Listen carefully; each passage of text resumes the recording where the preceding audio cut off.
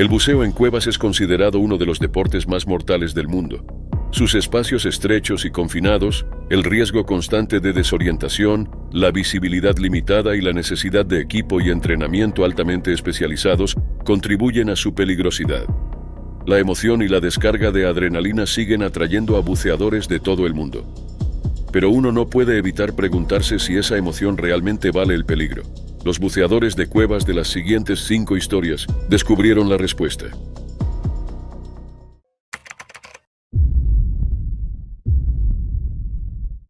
La cueva Phantom Springs se alzaba ante Brett Hemphill y Andy Pitkin como un secreto ancestral a punto de ser revelado. El aire estaba cargado de la anticipación propia de la aventura, mientras Brett revisaba meticulosamente su equipo de buceo. Cada correa y cada hebilla seguían una coreografía conocida bajo sus manos curtidas.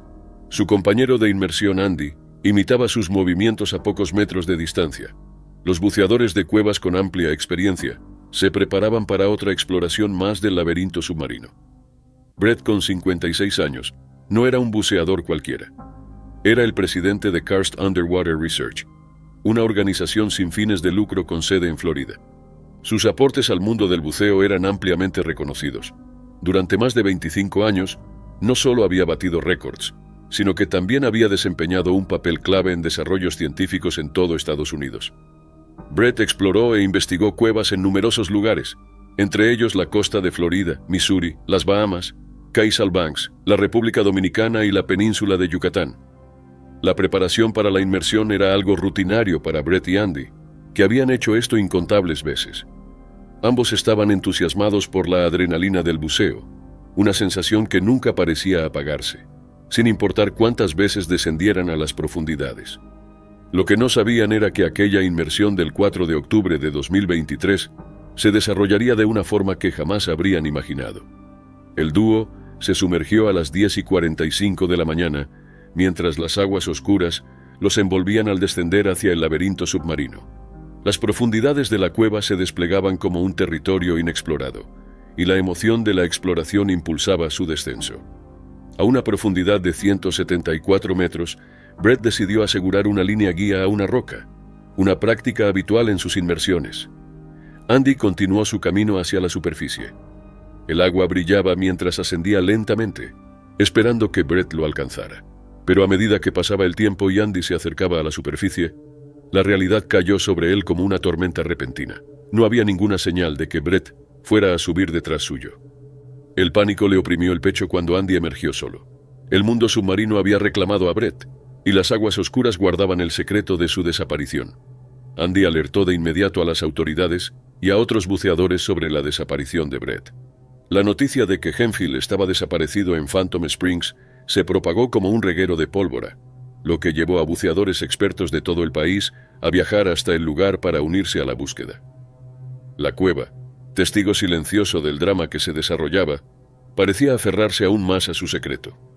Pasaron días de una tensa operación de búsqueda y rescate, hasta que los equipos recuperaron el cuerpo sin vida de Brett desde una profundidad superior a los 137 metros. La oficina del médico forense de Lubbock, Texas, planeaba realizar una autopsia para determinar con precisión la causa de su muerte. Su familia lanzó una campaña en GoFundMe para ayudar a cubrir los gastos del funeral de un hombre que había dedicado su vida a los misterios del mundo submarino. Mientras tanto, surgió un giro intrigante. Las autoridades de buceo confirmaron que Brett había sido visto por última vez a 570 pies de profundidad, lo que significaba que había establecido un último récord de buceo submarino en Estados Unidos, superándolo por más de 100 pies. Hasta su último aliento, Brett demostró ser un explorador. Murió haciendo lo que amaba, rompiendo su propio récord antes de desaparecer en las profundidades acuáticas.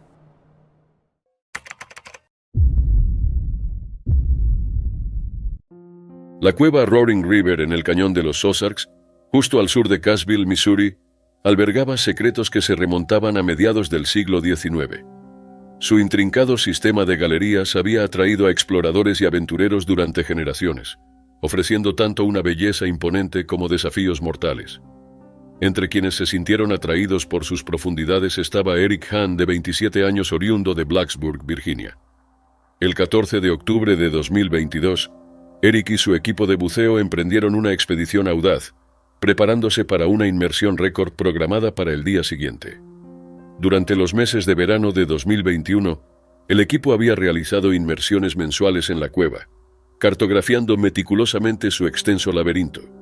Eric asumía el rol de recolectar animales de la cueva para su estudio durante estas exploraciones.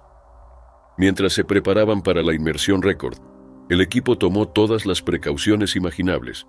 Se tendieron líneas guía con extremo cuidado y se colocaron estratégicamente 15 tanques de emergencia a lo largo del recorrido, con buceadores de seguridad en posición ante cualquier eventualidad.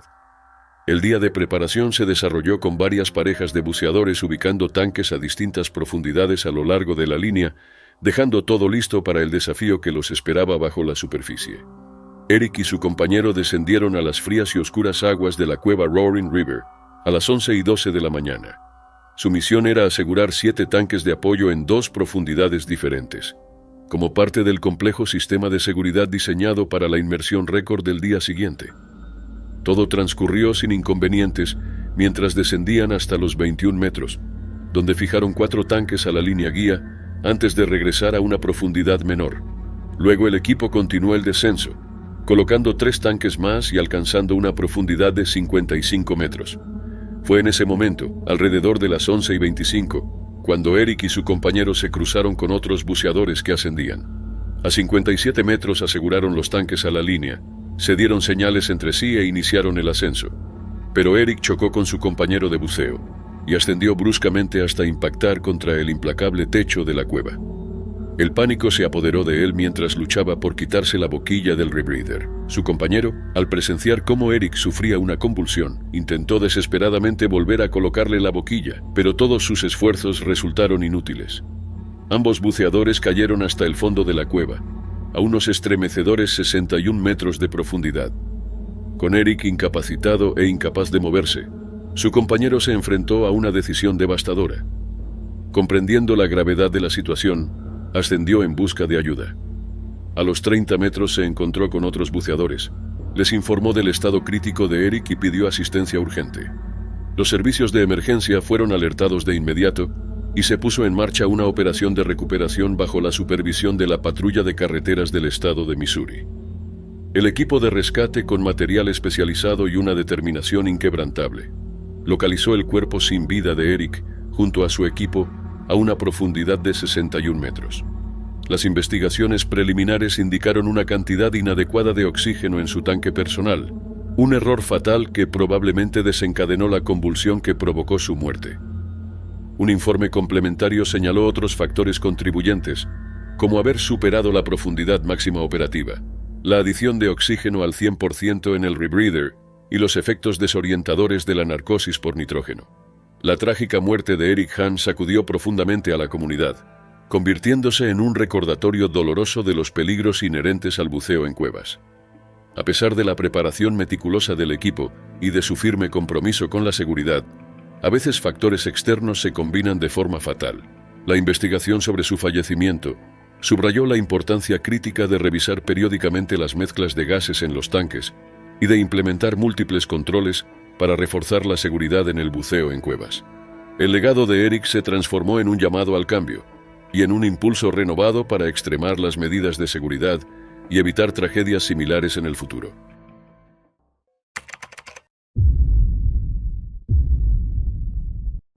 En aquel fatídico día del 20 de junio de 2022, el sol de Florida brillaba con intensidad, bañando la cueva Buford Springs con una luz cálida y engañosamente acogedora.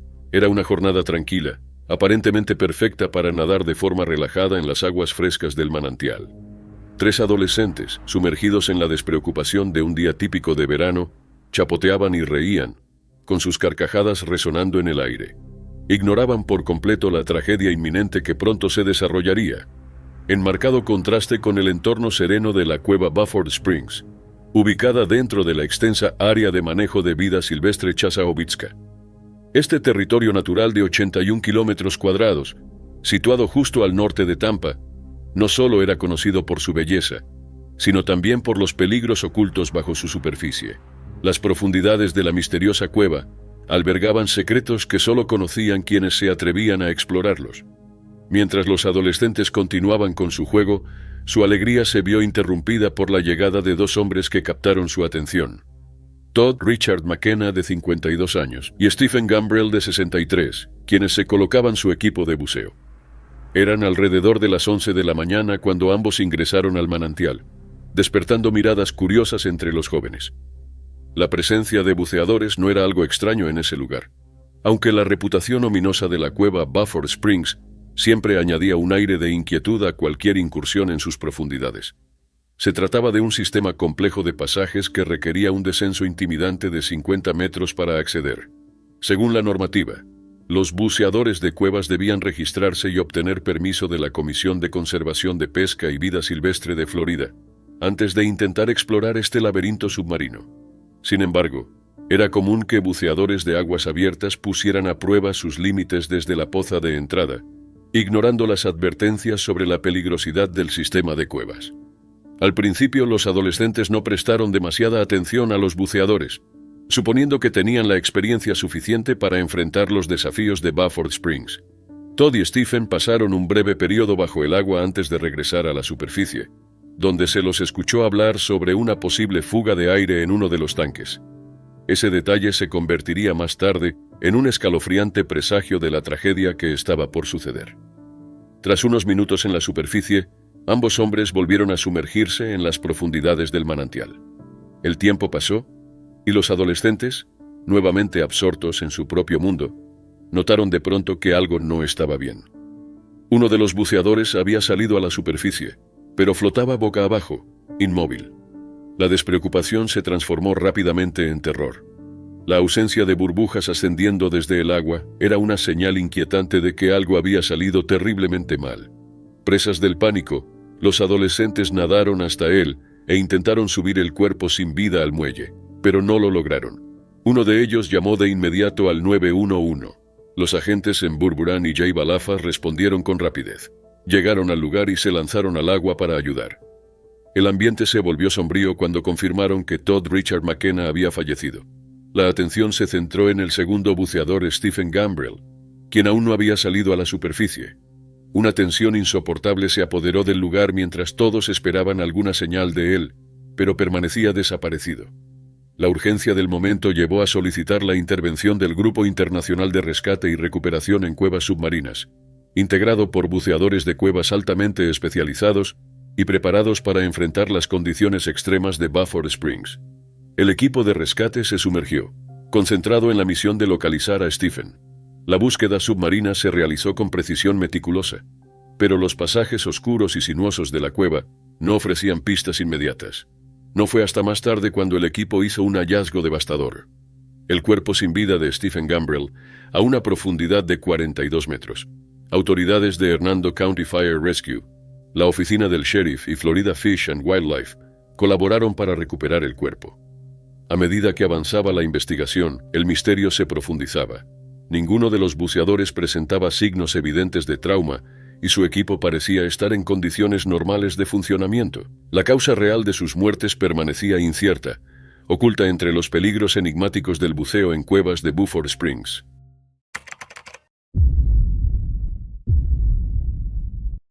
En el corazón del valle de Plurdalen, acunado por el abrazo helado del invierno, yacía el enigmático río Plura.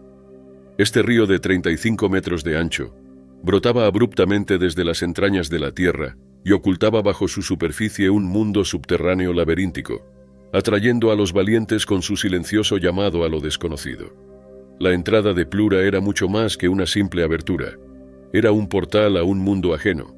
Tras recorrer medio kilómetro de pasajes sumergidos, los buceadores emergían en una cueva larga y viva, con un aire cargado de misterios no dichos y paredes pintadas con colores jamás vistos por el mundo iluminado por el sol. Una gruta ofrecía un breve respiro antes de que las profundidades de Plura los llamaran nuevamente a su abrazo. En un frío día de febrero de 2014, el ambiente estaba impregnado de expectativa cuando Patrick Gronqvist, un experimentado buceador finlandés, junto a un equipo de 5 amigos igualmente curtidos, veteranos exploradores de la mina de Ojamo, se dispusieron a enfrentar un desafío formidable. Su destino era Steinugleflaget, un núcleo remoto y oscuro de Plura, accesible solo tras un viaje de 5 horas bajo el agua, asistido por scooters. a profundidades que superaban los 130 metros. Al sumergirse en el abismo, la emoción de la aventura luchaba contra el frío implacable. El eco de los scooters componía una melodía inquietante a través de los túneles, un recordatorio sombrío de la magnitud del viaje. Liderando el descenso, Patrick Grönqvist y Jari Huotarinen se adentraban cada vez más, con cada aleteo acercándose al esquivo Steinugleflaget. Pero tras una hora de inmersión, a 110 metros de profundidad, el mundo submarino se volvió un reino de sombras.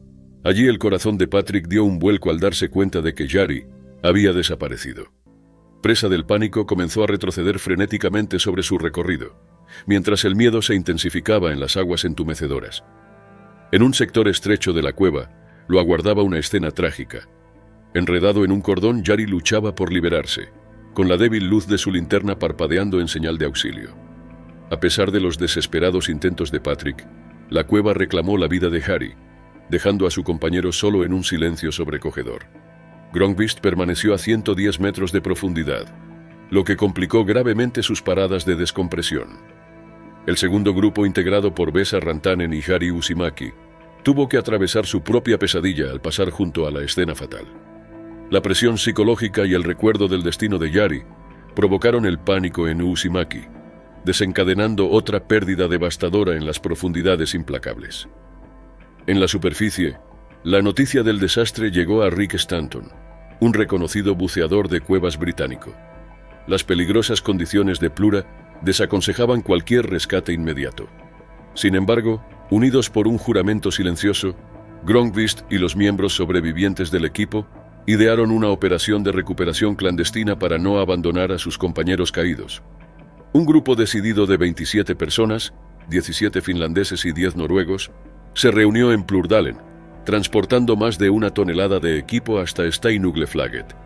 Durante 5 días y 101 horas bajo el agua, emprendieron una misión marcada por el coraje y la fortaleza humana. Bajo la luz de sus linternas, los contornos afilados de la cueva se recortaban contra la oscuridad, mientras los cuerpos de sus amigos flotaban, como un recordatorio desgarrador de la fragilidad de la vida. Con una combinación de pericia profesional y fortaleza emocional, Patrick Grönqvist, Vesa Rantanen y su equipo llevaron a cabo la recuperación. En el silencio del abismo, colocaron los cuerpos en las bolsas mortuorias, cada movimiento convertido en un homenaje silencioso a sus amigos perdidos.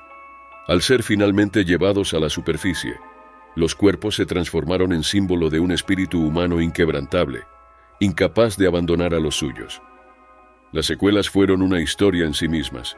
3 de los sobrevivientes, incluido Grönqvist, sufrieron enfermedad por descompresión, con sus cuerpos marcados por las cicatrices físicas de la experiencia. Como respuesta, las autoridades noruegas cerraron temporalmente la cueva de Plura, un lugar de misterio que desde entonces quedó cubierto por recuerdos sombríos.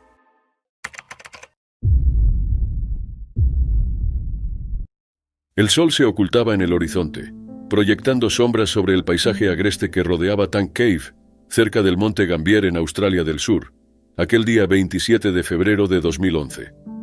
Un grupo de 10 buceadores de cuevas, liderados por el experimentado Higgins, se encontraba en la entrada, con la anticipación y la emoción flotando en el aire. Tank Cave los llamaba con promesas de exploración y descubrimiento. Tank Cave debía su nombre a un tanque de agua ubicado justo encima de la entrada y estaba envuelta en un aura de misterio y fascinación. El acceso estaba controlado por la Cave Divers Association of Australia, lo que añadía un componente de exclusividad a la aventura que aguardaba en su interior. Mientras el grupo se equipaba y descendía hacia la cueva, los ecos del agua goteando y el rumor lejano de corrientes invisibles los recibían.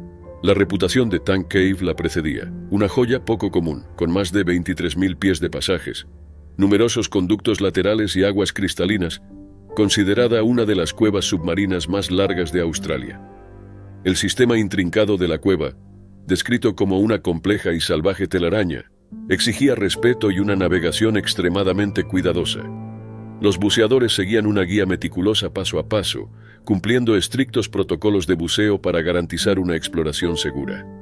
A pesar de los numerosos descubrimientos previos en Tank Cave, su fuerte restricción de acceso, las condiciones exigentes y la visibilidad limitada en ciertos sectores mantenían intacto su atractivo.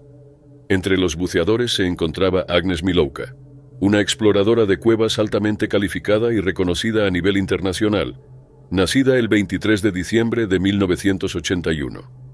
Ag no era solo buceadora, era fotógrafa submarina, autora, arqueóloga marítima y exploradora de cuevas. Su espíritu aventurero y su dedicación la llevaron a investigar extensos sistemas cavernosos, incluyendo una pasantía en St. Augustine, Florida. Agnes ocupaba un lugar especial dentro de la comunidad del buceo.